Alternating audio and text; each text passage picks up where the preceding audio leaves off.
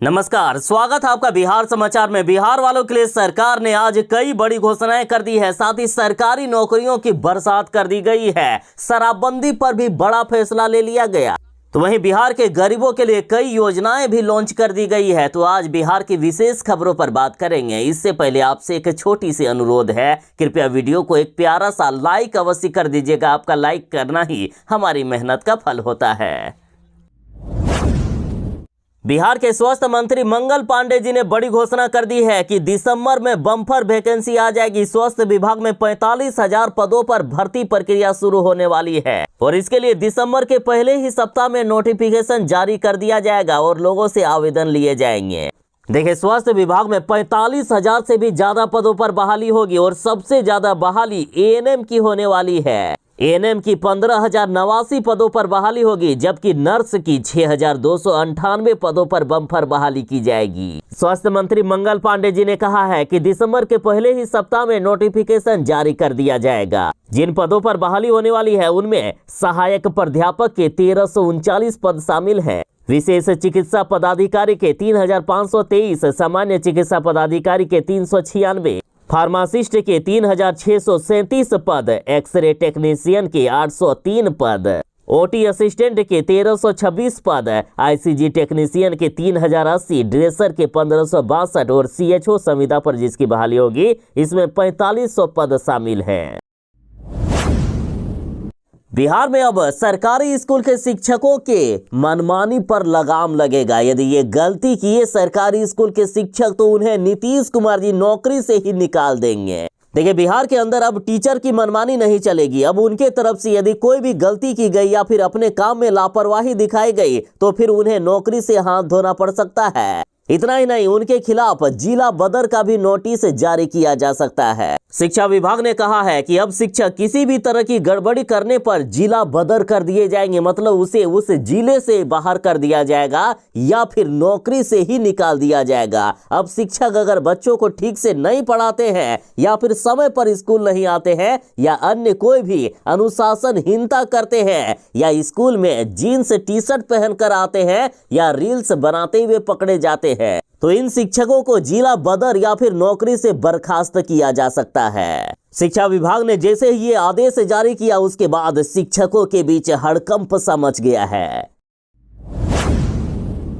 आपकी बच्ची ने यदि ग्रेजुएशन किया है तो मुबारक हो। बिहार सरकार जल्द भिजवा रही है 50-50 हजार रुपए। साथ ही जिनकी बच्ची ने इंटर पास इस बार किया है उनको 25,000 रुपए करके मिलने वाले हैं और एक सप्ताह के अंदर ये राशि छात्राओं के बैंक खाते में सीधा डीबीटी के माध्यम से भेज दिया जाएगा। देखिए, बिहार में स्नातक परीक्षा में उत्तीर्ण होने वाली छात्राओं को 50,000 रुपया की प्रोत्साहन राशि मिलेगा। इंटर पास होने वाली छात्राओं को 25,000 रुपया करके मिलेगा। स्नातक पास की बात करें तो राज्य की विश्वविद्यालयों से इस साल 71,354 छात्राओं ने स्नातक की परीक्षा पास की है। इसमें से 54,864 छात्राओं के आवेदन का सत्यापन हो चुका है। शेष 16,490 छात्राओं के आवेदन का सत्यापन अभी बाकी है, जो कुछ ही दिनों में पूरा कर लिया जाएगा। जिनके आवेदन का सत्यापन हो चुका है उनको एक सप्ताह के अंदर 50-50 हजार रुपया की राशि मिलेगी। और बड़ी खबर यह है कि सरकार ने विश्वविद्यालयों को राशि जारी कर दिए हैं। बस विश्वविद्यालय की तरफ से देरी है, जो बस कुछ ही दिनों में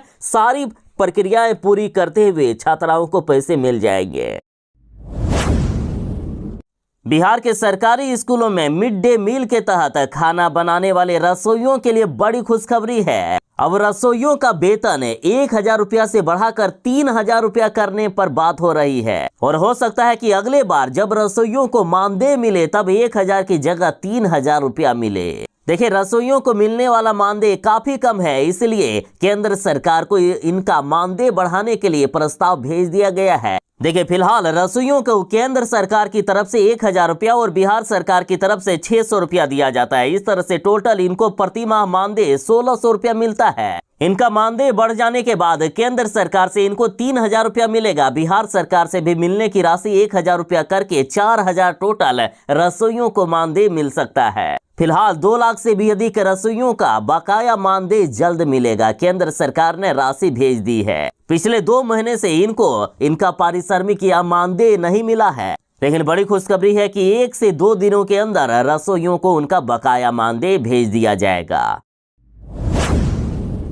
बिहार के स्वास्थ्य मंत्री जी मंगल पांडे जी ने बड़ी घोषणा कर दी है कि बिहार में स्वास्थ्य विभाग में फार्मासिस्ट के 2473 पदों पर बहाली होगी और अगले 10 से 15 दिनों के अंदर इस बहाली के लिए नोटिफिकेशन निकाला जाएगा। देखिए, मंगल पांडे जी ने कहा कि सीएम नीतीश कुमार जी के मार्गदर्शन में राज्य सरकार फार्मासिस्ट की बहाली की प्रक्रिया पूर्ण करने जा रही है। अगले 10 से 15 दिनों में नोटिफिकेशन जारी होगा और 2 महीने के अंदर ये बहाली प्रक्रिया पूरी कर ली जाएगी। बिहार वाले कड़ाके की ठंड के लिए हो जाएं तैयार, मौसम विभाग ने जारी कर दी है खतरनाक चेतावनी। देखिए, पछुआ हवा के कारण तापमान में तेजी से कमी आ रही है। मौसम विभाग ने कहा है कि आज से बिहार में घनघोर कोहरा छाया रहेगा, साथ ही खतरनाक तरीके से ठंड बढ़ेगी। मौसम विभाग ने कहा है कि अगले 2 से 3 दिनों में बिहार में कनकनी बढ़ जाएगी, हाड़ कपा देने वाली ठंड की शुरुआत हो जाएगी। बिहार में जब तक कि ये शराबबंदी कानून खत्म नहीं कर दिया जाएगा, तब तक ना तो बिहार का विकास हो सकता है और ना ही बिहार में अपराधियों का मनोबल घट सकता है। बिहार में शराब माफिया और शराब तस्कर पुलिस वालों को बुरी तरीके से दौड़ा दौड़ा कर पीटने का काम करते हैं।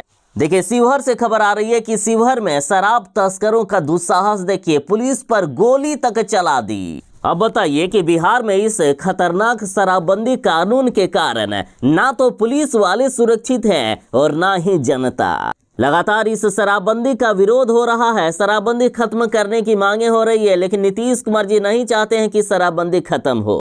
पटना हाईकोर्ट ने तो यहां तक कह दिया है कि इस शराबबंदी कानून के कारण बिहार के भ्रष्ट अधिकारी, भ्रष्ट नेता, उत्पाद विभाग के अधिकारी हैं, उन सभी को मोटी कमाई हो रही है, अवैध कमाई हो रही है। इसलिए हर कोई बिहार में शराबबंदी को पसंद कर रहा है। जनता मारी जा रही है, जनता को मौत के घाट उतारा जा रहा है शराबबंदी कानून के कारण।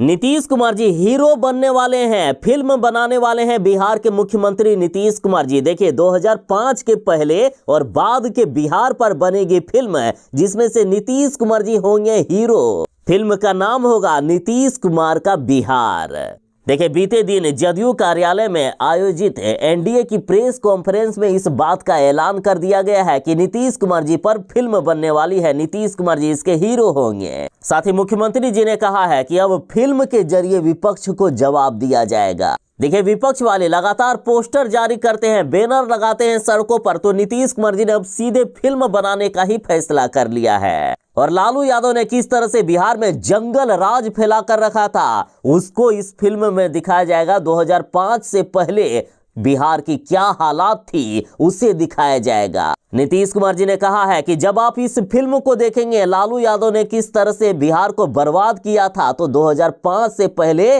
बिहार की हालात को देखकर आपका खून खौल जाएगा। लालू यादव और तेजस्वी यादव से जनता नफरत करने लगेगी। बिहार में जो सरकारी नौकरी की तलाश कर रहे हैं और चाहते हैं कि बिना परीक्षा दिए ही तुरंत ही उनकी नौकरी लग जाए, तो उनके लिए बड़ा ही अवसर है। 10वीं पास के लिए सुनहरा मौका है। गया में रोजगार मेला लगाया गया है। डेट और टाइम जरा नोट कर लीजिए।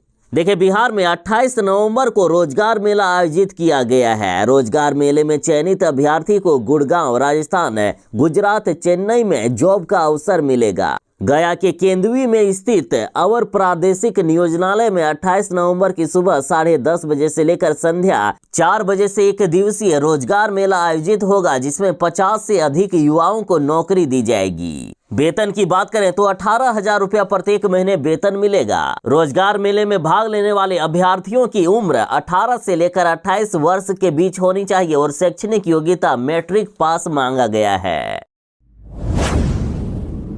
बिहार सरकार ने गजब की स्कीम लॉन्च कर दी है कि अब बालू लदे ट्रक या फिर ट्रैक्टर को पकड़वाने पर मिलेगा हजारों रुपए का इनाम। देखिए, कोई भी बिहार वाले यदि ट्रक को पकड़वाएंगे तो उन्हें 10,000 रुपये का इनाम मिलेगा और ट्रैक्टर पकड़वाने पर 5,000 रुपया का इनाम देने की घोषणा कर दी गई है। साथ ही जो भी व्यक्ति बालू लदे ट्रक और ट्रैक्टर को पकड़वाने का काम करेंगे, उनकी पहचान भी गुप्त रखी जाएगी और उन्हें इनाम भी मिलेगा। साथ ही कोई भी व्यक्ति यदि 2 से 3 बार बालू लदे ट्रक या ट्रैक्टर को पकड़वाने का काम करते हैं तो उनको सरकार की तरफ से विशेष इनाम और मेडल भी मिलेगा।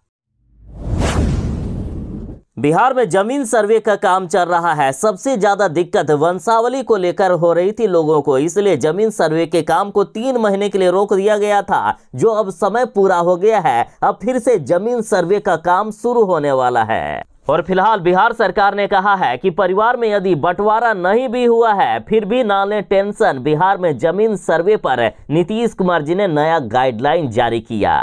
देखिए, यदि किसी परिवार में पारिवारिक बंटवारा जमीन का नहीं भी हुआ है तो भी सर्वे के लिए लोग आवेदन देने की सुविधा का लाभ उठा पाएंगे। साक्ष्य के तौर पर परिवार के संयुक्त दस्तावेज होंगे और इसके लिए वंशावली जमा करने होंगे। राज्य सरकार ने समस्याओं के समाधान के लिए हेल्पलाइन नंबर भी जारी किया है। देखिए, जो भी आप डॉक्यूमेंट जमा करेंगे उसके आधार पर संयुक्त परिवार यानी ज्वाइंट फैमिली के जो भी जीवित सदस्य होंगे सर्वे कर्मी इस पर ज्वाइंट खतिहान बनाएंगे। और खास बात यह है कि इसमें आपको नई रसीद अगर हो तो बहुत बेहतर है, मगर नहीं हो तो पुराने रसीद भी साक्ष्य के तौर पर जमा करने की सुविधा दी गई है। साथ ही मंत्री जी ने कहा है कि जमीन सर्वे अब जल्द ही शुरू होने वाला है और जितने भी पहले दिक्कतें हो रही थी सारा दिक्कत खत्म करके फिर से नए सिरे से जमीन सर्वे शुरू होगा।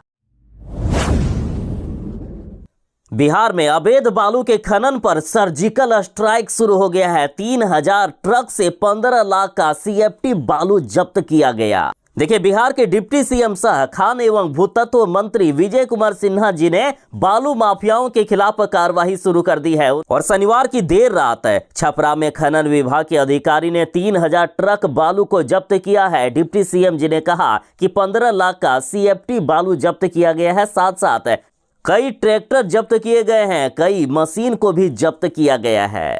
डिप्टी सीएम जी ने कहा है कि बिहार में अवैध बालू का खनन किसी भी कीमत पर बर्दाश्त नहीं किया जाएगा। इन्होंने कहा कि या तो बालू माफिया बालू का कारोबार छोड़ दे या फिर बिहार छोड़ दे।